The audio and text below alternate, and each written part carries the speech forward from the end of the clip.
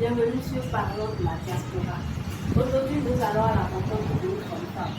Elle a osé quitter les États-Unis pour son pays d'origine, le Bénin, après plusieurs années passées dans le pays de l'oncle Sable et pouvoir revenir au sein de la patrie.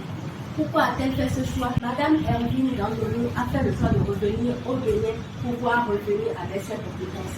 Aujourd'hui, nous allons à la découverte de cette grande dame pour connaître ses motivations et savoir ce qu'elle offre pour le peuple béninois et l'Afrique. Allons-y.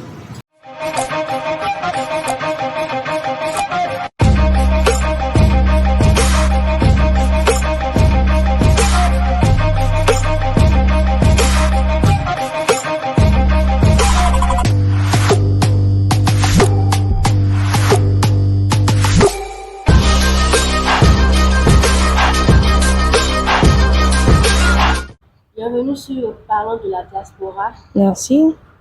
Bonjour Madame Hervine Gandolou, comment vous allez? Ça va très bien et Nous vous? sommes très heureux de vous recevoir aujourd'hui dans Parlons de la diaspora. Je suis Babaodé Olade Marilyn et je suis la représentante de Parlons de la diaspora aujourd'hui avec vous. Super. Alors Madame Hervine Gandolou, est-ce qu'on peut vous connaître un peu mieux? Oui, bien sûr. Comme vous l'avez dit, je m'appelle Hervine Gandolou. Je suis architecte d'intérieur. J'ai un bachelor des beaux-arts en architecture d'intérieur. Donc souvent on me demande quelle est la différence entre architecte et architecture d'intérieur. C'est juste en fait la même chose, seulement qu'on se focalise beaucoup plus sur l'intérieur. Donc si par un exemple très banal que j'utilise souvent, un architecte a priori il conceptualise l'extérieur et peut-être la disposition d'un immeuble. Mais l'architecte d'intérieur va se focaliser sur tous les détails.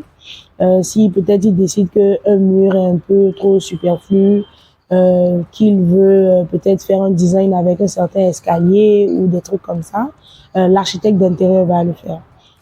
Donc il y a vraiment une fine différence entre un architecte d'intérieur et un décorateur. Parce que nous, on agit vraiment sur l'immeuble lui-même et pas forcément juste comment habiller. C'est aussi part de ça, mais on agit vraiment sur l'immeuble avant maintenant d'agir sur la finition.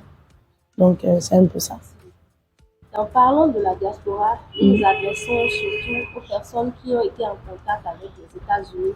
Effectivement. Est-ce que nous pouvons savoir comment vous avez été en contact avec ce pays?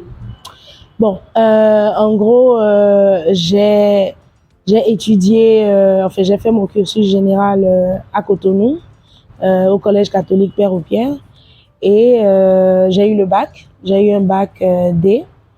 Et dès que j'ai eu mon bac, je suis allée aux États-Unis pour continuer mes études. Et j'ai fait en gros 9 ans aux États-Unis où j'ai étudié. J'ai d'abord commencé par ingénierie informatique et j'ai fait 3 ans de ça avant de vraiment décider que l'architecture, tout ce qui est design, c'est beaucoup plus ma personnalité. C'est là que j'ai dû reprendre et après ça, j'ai fait 5 ans d'études pour avoir mon bachelor. Vous m'avez parlé un peu de votre formation. Vous avez suivi votre formation exactement dans quelle école aux États-Unis? J'ai fait Columbia College Chicago. C'est une université privée à Chicago, au centre-ville de Chicago. Et c'est une école d'art. Donc, il y avait que des filières artistiques, c'est-à-dire fashion, architecture d'intérieur, dessin, graphisme. Donc, c'est vraiment une école d'art. Quelle année avez-vous obtenu ce diplôme? J'ai eu mon diplôme en 2020, en plein Covid, donc j'ai pas fait ma graduation. Mais ouais, c'était en 2020 que j'ai eu mon bachelor en architecture d'intérieur. Quel est le premier projet sur lequel vous avez travaillé lorsque vous avez fini votre formation? Alors, déjà, après avoir fini ma formation, j'ai commencé directement par travailler. J'ai eu la chance d'avoir fait des stages. J'ai fait un stage en France chez la compagnie Longchamp. Et je designais les boutiques Longchamp à Paris. J'ai fait un stage de 6 mois. Et après ça, je suis retournée aux États-Unis. J'ai fait ma graduation. Et juste après ça, j'ai travaillé pour une compagnie qui s'appelle Restoration Hardware. En gros, ils vendent beaucoup de meubles de luxe. Je suis sûre tous ceux qui sont aux États-Unis connaissent quand même cette compagnie parce qu'ils sont dans toutes les grandes villes américaines. Et c'est vraiment une boutique de luxe qui vend des meubles de luxe. Et ils ont besoin de designers pour aider les clients justement qui veulent fournir toute leur maison avec des meubles de la compagnie. Donc nous, on allait arranger, leur dire ce dont ils ont besoin, travailler avec les tailles des tables. Vous avez besoin d'une table circulaire? Non, une table circulaire ne peut pas marcher dans tel ou tel espace. Faire des rendus 3D, leur montrer un peu à quoi l'espace va ressembler après qu'ils aient acheté nos meubles, quoi. Donc, j'ai fait ça pendant environ 1 an et demi. Et c'est justement en travaillant avec eux que j'ai vraiment décidé que non, il y a effectivement beaucoup, beaucoup d'argent à se faire. C'est un service qu'on n'a quasiment pas au Bénin. Et étant béninoise d'origine, j'ai vraiment voulu apporter mon savoir-faire et cette connaissance et cette beauté au Bénin, en fait. On sent vraiment que vous avez maîtrisé votre domaine. Ah oui, je devrais. Oui. Maintenant, vous avez parlé de beaucoup de lieux où vous avez travaillé. Aujourd'hui, peut-être qu'il y a des personnes qui veulent s'intéresser à ce domaine, mais ils ne savent pas forcément en quoi, lorsqu'ils finissent, dans quoi ils peuvent travailler, où est-ce qu'ils peuvent se diriger. Ça dépend du pays. Si c'est au Bénin, je dis que c'est presque dommage, mais tu es un peu obligé d'être entrepreneur dans ce métier parce qu'il n'y a pas forcément des structures qui vont te permettre, enfin, avec qui tu peux travailler. Aujourd'hui, je sais qu'il y a certaines compagnies, dont je ne veux pas citer le nom, qui sont des compagnies architecturales avec qui on peut travailler, mais tu resteras juste, enfin, un employé qui dessine plus des trucs, enfin, des projets architecturaux que des projets d'architecture d'intérieur. En tout cas, à ma connaissance, il n'y a pas vraiment beaucoup de compagnies qui donnent déjà une valeur à ce domaine, c'est-à-dire qui se focalisent sur l'intérieur. Donc, je pense que c'est beaucoup plus en étant entrepreneur, en faisant ton propre business comme un peu moi je l'ai fait. Si c'est aux États-Unis, il y a 1000 manières de le faire, il y a différentes branches, il y a 1001 compagnies qui peuvent engager quelqu'un, donc c'est deux différentes choses. Vous nous avez un peu parlé maintenant de votre. J'ai parlé tout à l'heure, vous avez dit que vous semblez vraiment maîtriser votre domaine. Est-ce qu'au jour d'aujourd'hui, vous pouvez dire que ça m'a pris quelle longue année pour maîtriser ce domaine? Non, parce que j'ai pas encore fini de maîtriser. Tous les jours, on apprend toujours quelque chose de nouveau. Donc, je connais bien le domaine, mais la maîtrise, je pense que personne ne l'aura jamais parce que même dans 100 ans, tu apprends toujours quelque chose de nouveau un beau jour parce que ça ne fait qu'évoluer. Mais je peux dire que j'ai quand même une très bonne assise et une très bonne compréhension du domaine actuellement. C'était très intéressant. Et après toutes ces années, est-ce que vous pouvez, on va dire, quel a été votre point de déclic qui a fait que vous avez dit non, là, présentement, je vais partir, je sens que je peux aller donner quelque chose à C'est une très belle histoire en fait. Comme j'ai dit, je travaillais pour une entreprise, j'étais salariée, donc payée par mois, voilà, designer et tout, mais il y a une manière de faire aux États-Unis où si tu dois demander des vacances, tu dois le faire vraiment à l'avance. Et moi, naturellement, je suis quelqu'un de très, très libéral. C'est-à-dire, si aujourd'hui j'ai envie de prendre un billet pour aller dans une autre ville ou faire quoi, je dois pouvoir le faire. Et je ne me rappelle plus trop, mais je pense que c'était quand même important pour moi. Je pense que c'était pour une graduation, un truc comme ça, en tout cas quelque chose que je voulais vraiment aller dans une autre ville. Je voulais aller à New York et j'ai demandé des vacances. Effectivement, c'était même pas tardif, c'est-à-dire j'étais dans les temps pour demander mes vacances. Ils m'ont dit ah non, il y a déjà beaucoup de personnes qui vont en vacances dans la même période, donc tu es obligé de rester. Et j'ai envie de dire pour moi ça a été le déclic. Je me suis dit mais ma vie n'est juste pas ma vie ne peut pas continuer comme ça. Je ne vis pas, je suis un peu prisonnière. Et c'est là que j'ai dit, bon, ce qu'on va faire, on va rentrer. Je suis rentrée en vacances quand j'ai pu avoir des vacances. Je suis rentrée à Cotonou, j'ai fait un peu de sillonnage, j'ai fait 1 mois. Et avec l'aide aussi des parents qui connaissent quand même bien ce domaine parce que leur domaine n'est pas très éloigné du mien. Ils ont su me conseiller et me mettre un peu sur le chemin. Et donc, je suis repartie, fait 1 an. Et c'est après ça maintenant que j'ai vraiment décidé de rentrer. Donc, je ne suis pas juste rentrée sur un coup de tête. J'ai analysé, je suis rentrée, j'ai parlé avec certaines personnes. Et là, maintenant, après, j'ai pris mon temps de préparer mon retour, quoi. Donc, il y a eu le déclic, mais il y a une préparation aussi qui a suivi. C'est vraiment très important de le savoir.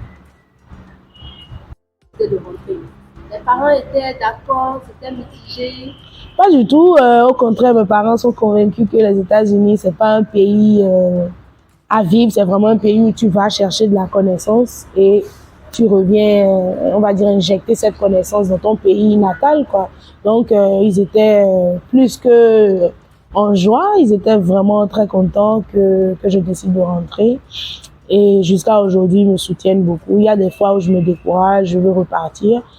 Mais ils me disent vraiment, les débuts ne peuvent jamais être faciles. Donc, c'est à toi de persévérer, de continuer, quoi, et puis avec le temps, ça viendra. L'important, c'est l'amour de notre entourage. C'est très. Ah oui, sans mes parents, je ne serais jamais rentrée. Merci aux parents. Ouais. Merci, madame. Nous continuons notre petite aventure sur parents de la diaspora. Et dites-moi, lorsque vous êtes venu, que vous avez pris le temps d'installer votre cabinet, est-ce que les premiers clients sont venus juste après? Histoire très drôle, j'avais même pas encore de bureau avant d'avoir mon premier client. Bon, parce que aussi j'avais déjà un portfolio de choses que j'avais déjà eu à faire. J'ai eu la chance, j'ai que travaillé parce que mon domaine est quand même, j'ai envie de dire, c'est pas pour les riches, mais souvent, c'est beaucoup plus les riches qui t'approchent. Donc, j'avais eu à travailler déjà même depuis les États-Unis sur des projets de yacht avec les compagnies pour lesquelles je travaillais, des maisons vraiment très très opulentes. Comme je travaille aussi pour des compagnies beaucoup plus du côté luxueux, pas côté Ikea ou pas du tout. Donc, ça m'a donné un plus. Donc, j'avais déjà ce portfolio où j'ai montré des trucs que j'ai fait, mes dessins et tout. Donc, il y avait des preuves que j'étais vraiment sur ces projets-là. Et donc, en parlant avec quelques personnes, ils ont vite vu qu'à Hanoï, il y a du potentiel. Et ils m'ont laissé... déjà, mon tout premier projet était un projet assez grand. C'est toute la maison que j'ai complètement faite. Il y avait un architecte qui avait déjà fait un plan, mais qui était très sommaire. Donc, on m'a remis ça. J'ai commencé par l'intérieur, mais aujourd'hui, j'ai fait toute la façade. J'ai redesigné complètement tout, en fait. Et c'est déjà même un projet qui est quasi fini, mais pas encore. Mais avec le temps, on aura les photos du travail fini. C'était mon premier projet, un projet assez grand. C'était pas un appartement, non. C'était une grande maison à Bélier, à Seine-Salle. Ouais, j'ai commencé très grand. Et quel a été le plus grand obstacle que vous ayez eu lorsque vous avez commencé par installer votre cabinet? Honnêtement, ils ont été un grand problème pour moi. Pas forcément entièrement de leur faute, mais ça s'est vraiment très très mal passé. Jusqu'à aujourd'hui, j'ai envie de dire que je traîne toujours les séquelles parce que ça m'a beaucoup endetté. J'ai dû payer, je ne veux pas dire de chiffre, mais j'ai dû payer 3 fois le prix de ce que je devais payer pour dédouaner tout ce que vous voyez là, les meubles, les choses que j'ai fait importer, les luminaires. Ça a traîné, c'est à cause de ça, j'ai pas vite eu mon bureau, mon espace. Parce que voilà, le container était juste bloqué. Et c'était une période très, très, très dure parce que j'étais complètement découragée, tout le temps, même en pleurs, littéralement. Ils ont dû finalement ouvrir le container, ouvrir littéralement chaque boîte, même si c'est la même boîte, on ouvre absolument tout. Tout ça, c'est à mes frais. C'est-à-dire ceux qui ont déchargé, le camion qui a ramené ça à l'endroit où on doit ouvrir, c'est vraiment... Pour moi, je l'ai vécu vraiment comme un film d'horreur. J'allais tout le temps dans leur bureau avant même de pouvoir avoir quelqu'un qui accepte même d'ouvrir le conteneur, attendre quasiment 3 mois avec tous les chirestari, tout ce que ça veut dire de laisser un conteneur au port pendant aussi longtemps. Donc, c'est un truc vraiment pour une débutante qui m'a beaucoup endettée. Si bien que même tous les premiers projets que j'ai faits, j'ai dû repayer cette dette-là pendant longtemps avant de pouvoir maintenant commencer par, voilà, moi-même bénéficier de mon travail, quoi. Donc voilà, je vais dire, c'est vraiment parce que côté client, il y a forcément des petits problèmes, mais mon plus gros problème de départ. Ce domaine de l'architecture, parfois on le voit vraiment très masculin. Est-ce que vous avez beaucoup de facilité ou bien c'est difficile de gérer votre équipe avec les hommes? C'est une belle question. Comme je disais, moi j'ai été éduquée avec beaucoup de caractère, de manière très stricte aussi. Donc je sais me faire respecter, on va dire. Je pense que ça, ce n'est plus vraiment un secret, mais une bonne partie, clairement pas tous, mais beaucoup de mes clients sont souvent des hommes. Et vers la fin, il y a toujours, voilà, on veut un peu te draguer, mais ce n'est jamais très méchant, c'est pas du harcèlement du tout. Donc quand tu montres que voilà, tu es vraiment là pour le travail et que tu n'es pas dans cette logique avec eux, parce que souvent c'est des gens qui veulent peut-être construire pour leurs femmes, leurs enfants, ils veulent faire leur première maison et tout ça. Donc moi je regarde vraiment tout très très professionnel. Forcément dans mon milieu, à force de collaborer avec les clients, tu deviens un peu leur ami parce que tu dois demander comment vous aimez vivre, qu'est-ce que vous aimez dans votre maison, ce genre de choses. Donc vous devenez un peu quand même proche. Et ça, c'est dans tous les pays. N'importe quel architecte, quel designer est un peu ami avec son client. Pas des amis qui sortent ensemble ou qui vont boire un coup tout le temps, mais ça peut arriver que voilà, vous allez voir des meubles ensemble ou que voilà, dans tout ça, vous vous arrêtez, vous prenez un petit déjeuner, ce genre de choses, quoi. Donc ça arrive. C'est vraiment une relation voilà, d'échange, beaucoup d'échanges, parce que un projet qui a commencé aujourd'hui peut finir dans 1 an, dans 2 ans. Vous êtes quand même constamment appelé à vous revoir et à discuter. Donc ça, c'est un peu de ce côté. Maintenant, du côté des employés ou des ouvriers, des sous-traitants, c'est-à-dire quand on parle de menuisier, plombier, tout ça, moi, j'ai envie de dire que personnellement, c'est clair que le côté féminin joue, mais moi, je pense aussi que mon âge joue beaucoup, parce que quand tu es jeune et que voilà, c'est peut-être un plombier qui travaille depuis 25 ans, comme ils aiment bien le dire, ils ne sont pas forcément ouverts à t'écouter. Ils sont convaincus que ce qu'ils faisaient mal depuis 10 ou 15 ans est valable aujourd'hui. Donc, des fois, je tape du poing ou je rentre vraiment en mode vous allez écouter exactement ce que je vous dis, ou je vais dire à mon client de vous virer. C'est-à-dire, des fois, je dois vraiment montrer que voilà, hausser le ton et montrer que ah non, c'est pas parce que je suis jeune que je ne maîtrise pas ou bien je ne sais pas de quoi je parle. Et des exemples, franchement, j'en ai le bras long. J'ai eu des écarts de langage. Et je tiens à en parler parce que souvent, je sais pas, c'est un peu tabou, des trucs comme ça, mais moi je m'en fous.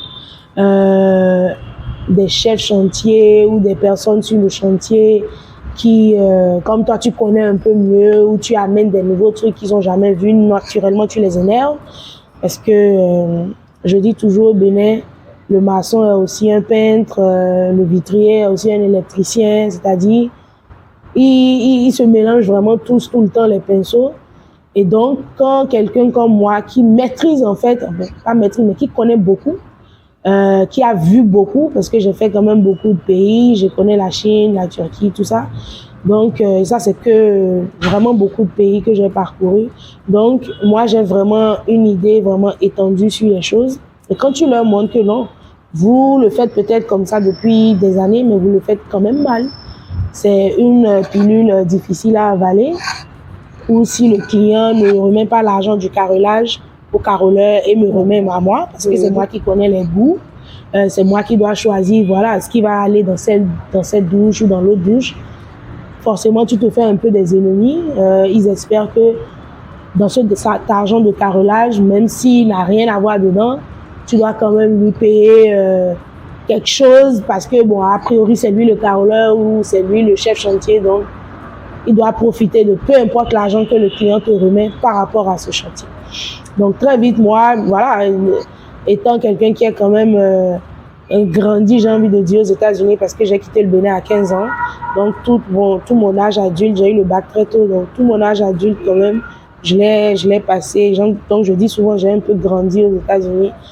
ma mentalité n'est pas du tout pareille que la leur ici. Donc, des fois, il y a des frictions, on te parle mal, tu viens sur le chantier, on te salue pas, on veut pas forcément écouter quand tu as des corrections à donner pour peut-être le menuisier ou autre, parce que voilà, ils sont énervés, tu leur as pas donné de l'argent, tout ça. Mais moi, je ne laisse pas ces choses-là me pousser derrière. Je vais quand même faire mon travail. Des fois, même en parler aux clients directement. Et puis voilà, souvent les clients, ils règlent vraiment ça assez vite. Quand tu es chanceuse. Des fois, c'est un peu plus compliqué, mais bon, moi, ça va quand même. Donc, il y a clairement des challenges. Sûrement parce que je suis une femme, sûrement parce que je suis jeune. Mais c'est pas impossible, quoi. Quand toi-même, tu sais de quoi tu parles et qu'on sait que tu ne racontes pas des conneries, tout ce que tu dis est très logique et ça suit vraiment un cadre professionnel, je pense que tu t'en sors quand même, quoi. Merci beaucoup, madame. Maintenant, on passe à une question peut-être un peu bizarre. Est-ce que une fois, lors de votre exercice dans ce métier, on vous a relégué au rang de simple femme? Vous n'étiez pas la femme, la personne qui devait parler.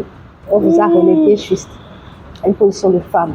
Ils ont essayé, mais je ne me suis pas laissé faire. Je peux dire ça comme ça, parce que ils ont essayé, mais je ne me suis pas laissé faire. Des fois, on veut dire, oh non, moi je connais tout ça, on a fait ça pendant longtemps. C'était une histoire très bête de papier peint. Où on disait, oh non, mais le papier peint à Cotonou, ça ne fonctionne pas, ça va se décoller, ça va pas marcher. J'ai essayé de montrer que, mais non. J'ai travaillé sur des projets à Miami, il fait chaud comme ici. Il y a aussi de l'humidité, c'est à côté de la mer, donc les conditions sont quand même un peu pareilles. Et on met des papiers peints tout le temps. Donc, me dire qu'on peut pas le faire à Cotonou, c'est pas vrai. Mais très vite, on voulait un peu oui, on a entendu, mais bon, et j'ai dit, mais non, si vous prenez une architecte d'intérieur, c'est pour écouter ce qu'elle a à vous dire. Donc, écoutez ce que j'ai à vous dire, ou si vous avez juste besoin de mettre de la peinture, vous n'avez pas besoin de moi.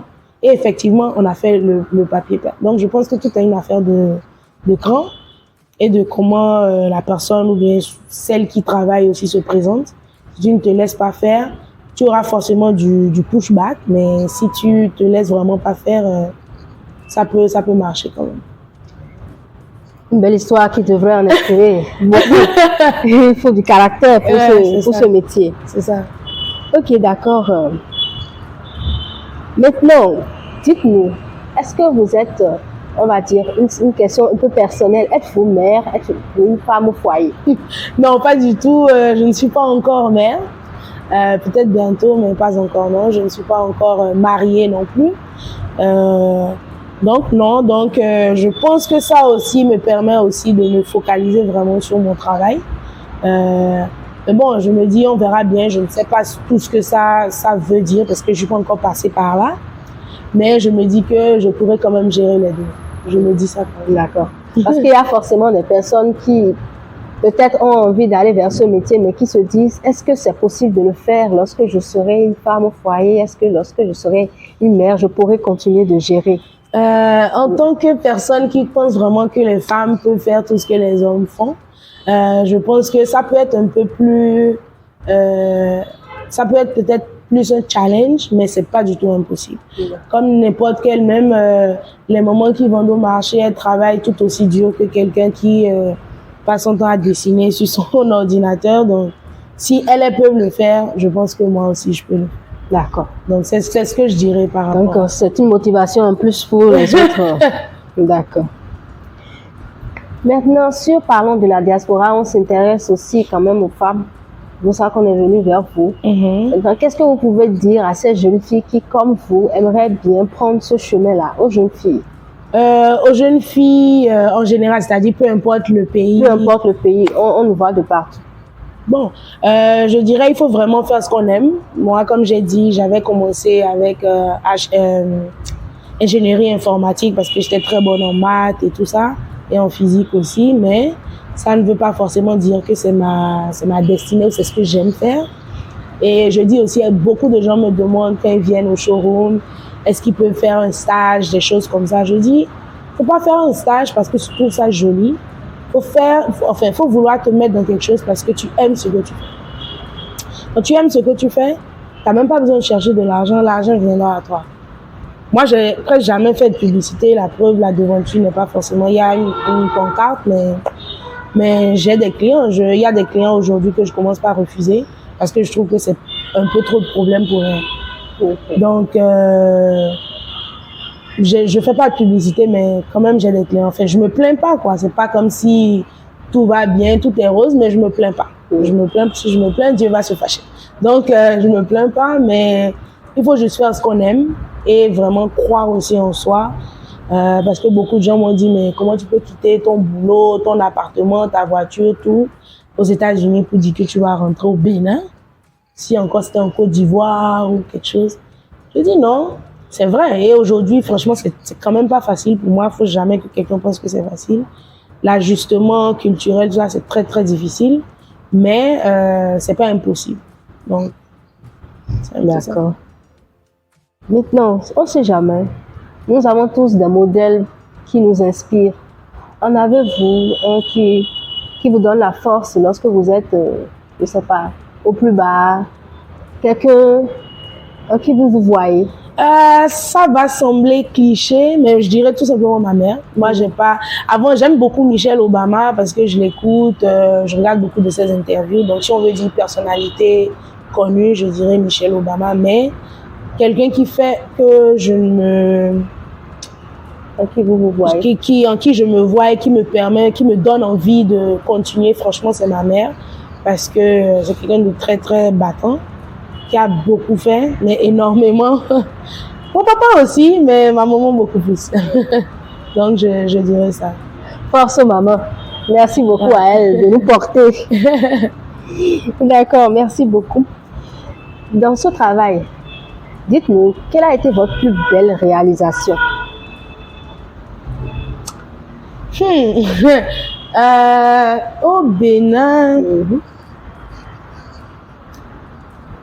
Au Bénin, c'est en cours. C'est pas encore fini. J'ai des projets que vraiment je suis amoureuse de ces projets-là parce que c'est vraiment ce que j'aime. J'ai designé comme je voulais. Donc, c'est pas encore fini. Donc, bon, c'est en cours de finition. Donc, je vais peut-être pas dire ça. Mais si on parle des États-Unis, je dirais le projet de Yacht. C'était un grand bateau super luxueux où j'ai eu la chance de travailler dessus. Donc, je pense que ça, quand même, c'est un projet que, voilà, je suis très fière, quoi. Beaucoup de gens qui font des designs, n'ont pas forcément la chance de designer un bateau. Même si c'était pas le design du bateau lui-même, c'était plus l'intérieur du bateau, c'est quand même intéressant, excitant. Il y a plein de trucs qu'on met dans un bateau, dans un bateau qu'on ne mettra pas peut-être dans une maison parce qu'il y a d'autres normes, d'autres choses qu'il faut prévoir pour un bateau, quoi. Donc, c'était très intéressant comme projet. Est-ce que c'est le même projet qui vous a apporté le plus de choix? De choix? De joie. De joie, non, parce que je pense le fait que ici j'ai eu des projets où j'ai vraiment laissé libre cours à ma créativité, ça m'a apporté plus de joie.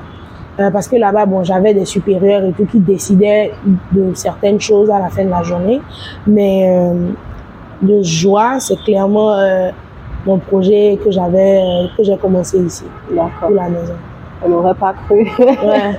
Non, parce que le fait pour quelqu'un qui est créatif de faire ce qu'il a envie avec l'espace de quelqu'un d'autre qui paye, c'est pas toi-même qui dépense l'argent pour réaliser peut-être un rêve à toi, c'est forcément une bonne chose, quoi. Alors que là-bas, même si j'ai travaillé sur le projet, j'avais pas le pouvoir de décision finale, donc c'est un peu, enfin, la joie n'est pas la même, quoi. Voilà. Et aujourd'hui, au sein de votre cabinet, rappelez-nous le nom de votre cabinet, s'il vous plaît. Julien et Claire Interior Design, et c'est juste les deux prénoms de mes parents. Ah, je voulais demander. Ouais, je m'appelle pas Julien ni Claire. Ah, ouais. C'est juste les deux prénoms de mes parents. C'est très beau. Ouais. Maintenant, à Julien et Claire, quels sont vos délais de réalisation pour les projets que vous avez? Clairement, ça dépend du projet. Si quelqu'un me demande de faire son appartement et quelqu'un me demande de faire un hôtel, ça va pas être les mêmes délais. Donc, franchement, ça dépend. Même si c'est un appartement, sur une très grande superficie et c'est un petit 2 chambres, un salon, c'est pas du tout la même charge de travail. Donc, franchement, c'est très difficile à dire sans ces informations-là. Quoi. Là, on comprend mieux. Ok. Dites-nous, pour des gens qui, comme vous, souhaiteraient faire le retour, qu'est-ce que vous pourriez leur conseiller? Ça, c'est encore une question à laquelle je réfléchis tout le temps. Je pense que la première chose que je vais dire, c'est que ne rentre pas qui veut, mais qui peut. Il faut un mental d'acier, un vrai mental. C'est beaucoup plus mental même que financier, qu'autre chose. Il faut vraiment un mental d'acier et il faut savoir ce qu'on vient faire. Il ne faut pas rentrer parce que je vais faire ma petite boutique, j'aurai un petit business qui me rapporte de l'argent. Non. Il faut rentrer avec une idée très très claire en tête et avoir le mental d'acier pour supporter et tolérer et rester dans un pays qui en gros est vraiment en arrière. J'ai envie de dire tous les plans. Donc il faut être prêt à cette éventualité-là avant de rentrer, quoi. Il ne faut pas rentrer parce que j'ai envie de vendre des glaciers à Cotonou, j'ai envie de vendre des habits à Cotonou. Il ne faut pas rentrer juste à cause de ça. Il faut rentrer parce qu'on a envie peut-être d'être proche de quelqu'un, de la famille. J'ai envie de faire quelque chose de bien dans mon pays. Il faut avoir de vraies convictions avant de décider de rentrer. Parce que je connais beaucoup de gens qui ont essayé, mais qui ne sont plus à Cotonou aujourd'hui. D'accord. Ok, merci Madame Gandonou. Ouais, merci. Maintenant, si nous avons un projet sérieux de pouvoir meubler notre intérieur, qu'on a besoin de vous, par quel contact on peut bon, j'ai ma page Instagram. Je pense que c'est le meilleur moyen parce que sur la page Instagram, il y a aussi mon numéro, le numéro du bureau. Il y a l'email et tout ça sur Instagram. Il y a aussi mon site web, mais je pense aujourd'hui tout le monde va plus rapidement sur Instagram qu'autre chose. Donc je dirais Instagram parce qu'il n'y a pas Facebook, il n'y a pas Twitter. Donc c'est beaucoup plus Instagram et c'est juste julienclair.design. Donc c'est assez facile, julienclair.design. Et il y a toutes les informations là. Ok, merci beaucoup Madame Gandonou. Merci à vous aussi pour votre temps. Nous vous remercions pour le temps que vous avez accordé. On a apprécié le moment passé avec vous sur Parlons de la diaspora. Nous sommes à la fin de cette interview. Merci. Si vous avez peut-être quelque chose un petit truc positif à partager avec nos abonnés. Je dirais personnellement, je dirais tout simplement les seules personnes qui peuvent faire développer notre pays, c'est nous-mêmes. Les autres viendront juste s'enrichir, mais il n'y a que nous qui pouvons vraiment développer notre pays. Il n'y a qu'un Béninois, il n'y a qu'un Africain qui peut développer l'Afrique. Les autres viendront juste prendre leur part du gâteau et ils vont repartir d'où ils viennent. Donc, c'est vraiment aux Africains de développer l'Afrique. C'est ce que je dirais. Donc, Madame Gandonou nous invite à travailler encore plus dur pour le Bénin et pour l'Afrique. Merci, Madame Gandonou. Merci. Excellente soirée à vous. Merci beaucoup. À vous aussi.